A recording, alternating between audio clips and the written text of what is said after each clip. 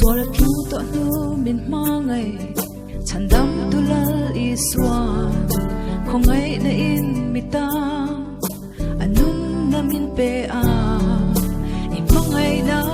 aro puye alu katan reng hian nun thar min petu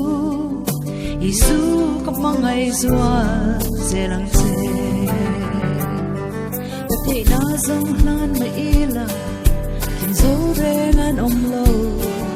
không ai na in mita lo pong reng si imangai na aro puye phật se che kan wa me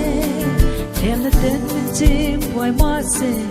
ka zam long ka ne na yong reng si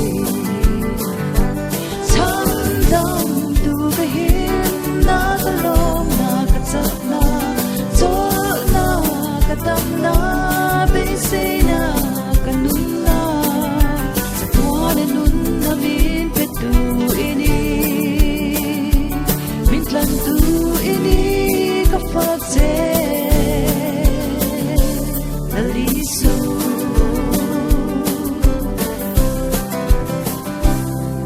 ka thei na zong hlan mai ila zo rengan om lo không ai na in mita ilo pong reng si imangai na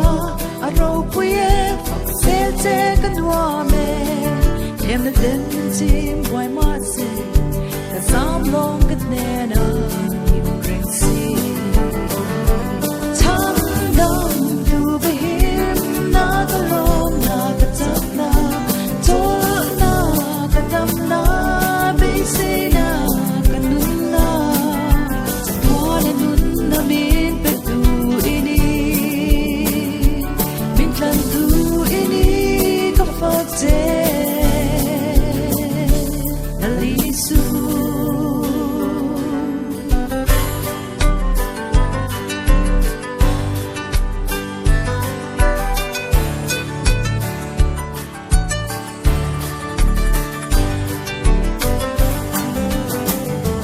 cham dam tu be him na ka long na ka chak na